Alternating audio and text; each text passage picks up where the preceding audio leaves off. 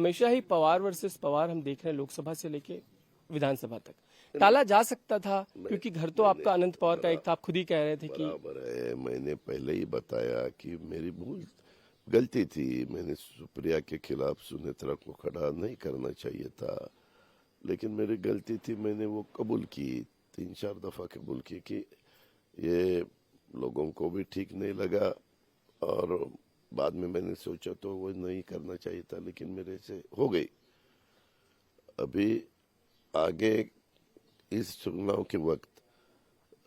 क्या करना क्या नहीं करना वो उनके हाथ में था, क्योंकि बारामती के लोग मुझे खुद मिलने के लिए जब मेरे कार्यकर्ता आए तब उन्होंने मुझे कहा कि नहीं दादा, आपको भी बारामती में खड़ा रहना चाहिए। मैं सोच रहा था कि बारामती छोड़कर शिरूर हवेली या पुरंदर या सिन्नर, नासिक में सिन्नर एक तालुका है, वहाँ भी मानिकराव कोकाटे वहाँ के एमएलए, उन्होंने भी, सब लोगों ने मुझे बताया था कि दादा आप यहाँ आके खड़े रहो। लेकिन एक दफा बारामती में मैं दौरे पे आया था और बहुत से लोग मुझसे मिले और उन्होंने बताया कि ऐसा नहीं, इतने साल आपने बारामती का प्रतिनिधित्व किया है और हमें अच्छा नहीं लगता कि हमें छोड़कर आप दूसरे जगह जाके खड़े होकर उनका प्रतिनिधित्व करेंगे। फिर मैंने तय किया कि चलो, पॉलिटिक्स में मेजॉरिटी को ज़्यादा आप महत्व देते हैं, और मेजॉरिटी कार्यकर्ता बोल रहे हैं कि ऐसा ऐसा करो बारामती, इसीलिए मैंने खाली उस दिन कार्यकर्ताओं को बताया कि ठीक है, आपके मन में जो है उसी हिसाब से हम डिसीजन लेंगे। और फिर हम जब राष्ट्रवादी कांग्रेस पार्टी के मेन लोग बैठे थे पार्लियामेंट्री बोर्ड पे, तब उन्होंने सबने बताया कि नहीं दादा, आपको बारामती में ही खड़ा रहना चाहिए, क्योंकि आप एज अ लीडर के नाते लोगों के सामने जब पार्टी जाएगी तो किसी को ऐसे नहीं लगना चाहिए कि आप ही प्रतिनिधित्व वहाँ नहीं कर रहे, या बारामती आपने छोड़ी। वो मैसेज महाराष्ट्र के बाकी लोगों में ठीक नहीं जाएगा, ऐसा उनका कहना था। आपको मैं बताता हूँ, 84 में भी पवार साहब एमपी बने यहाँ से, और फिर पुलोद हुआ, और 85 में साहब को तुरंत एमपी होते हुए भी एमएलए के चुनाव में खड़ा रहना पड़ा। तो बहुत बारामती में उस टाइम करीबन शाम को मीटिंग शुरू देर तक चली, तब 2 नाम सामने आए थे कि वीडी अण्णा जगताप, या अब अभी वो नहीं है, गुजर गए, और सतीश कोमने, ये दोनों में से किसको टिकट देना चाहिए। और हमें लगा कि कुछ यंग जनरेशन बोल रही थी सतीश कोमने को देना चाहिए, सीनियर लोग बोल रहे थे कि वीडी अण्णा बहुत सीनियर है, उनको देना चाहिए, उन्होंने पार्टी बहुत दिन संभाली। ऐसे होते हुए भी बाद में वो सब मीटिंग वैसे ही खत्म हुई, साहब चले गए, और जब पार्लियामेंट्री बोर्ड वहाँ पुलोद का बैठा तो सब बोले कि आप अगर नेतृत्व कर रहे हैं महाराष्ट्र के तो आपको ही खड़ा रहना पड़ेगा। फिर उन्होंने जीत के आए और एमपी का चुनाव रिजाइन किया, क्योंकि 15 दिन के बीच में आपको वैसा करना पड़ता है। एक सवाल ये भी कि शरद पवार एक बात का बार बार उल्लेख करते हैं कि जब उन्हें भी पूर्व में जब ऐसी घटनाएं हुई कि कई उनके एमएलए उन्हें छोड़ के चले गए थे, सिर्फ 2 बच गए थे, उन्होंने कहा था कि जब बाद में चुनाव हुए 50 के 50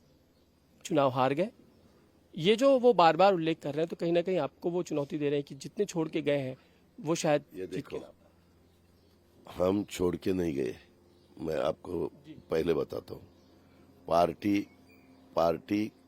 सब मिलके बनाते हैं, पार्टी बनाने के बाद सब मिलके वो चलाते हैं। चलाते वक्त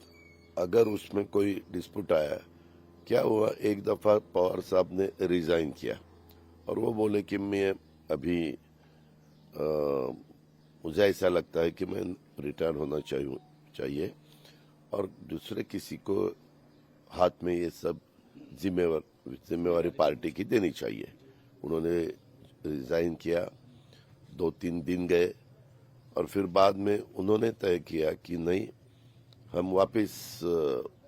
वही कमांड संभालेंगे एज अ पार्टी के प्रेसिडेंट के नाते। और वो सब होते हुए हम सब जो एमएलए थे सभी, उनके मन में बार बार आता था कि हम रूलिंग पार्टी में जाना चाहिए, उनको सपोर्ट करना चाहिए, क्योंकि अपने यहाँ अगर डेवलपमेंट करनी हो तो रूलिंग पार्टी में जाने के बाद ही आपको फंड्स मिलता है, डेवलपमेंट हो जाती है, नए नए कुछ ना कुछ प्रोजेक्ट आप ला सकते हैं। और ये करते वक्त फिर मुझे प्रेशर, करीबन 54 एमएलए हम थे, बाद में एक गुजर गए भारत भाल के, और चुनाव हुआ तो वो हम लॉस हो, हार गए, 53 रहे। 53 में से मेरे साथ 43 एमएलए थे, और सबने मिलके बताया कि नहीं, अपने को अभी जाना ही है।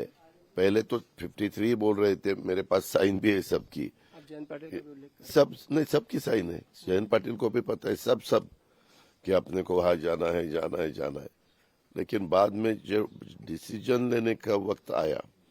और सबने वो पार्टी की जिम्मेवारी, डेमोक्रेसी है, सबने मिलके मेजॉरिटी पार्टी की जिम्मेवारी मेरे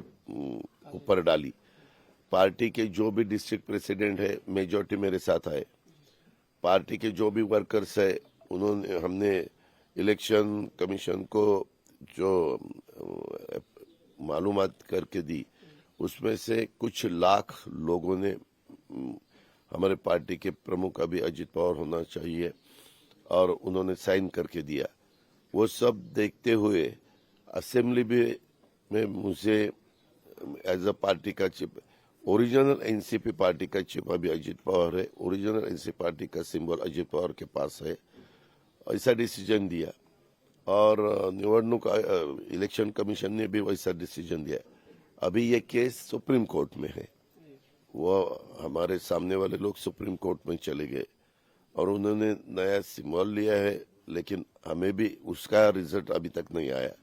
मेरे ख्याल से अभी 6 तारीख को ऐसा कुछ डेट है, ऐसा सुनने को मिला, हमारे लॉयर ने बताया। तो ये जो बोल रहे कि इन्होंने पार्टी ये तोड़ी नहीं, हमारी पार्टी को क्या एक वर्ड यूज करते हैं,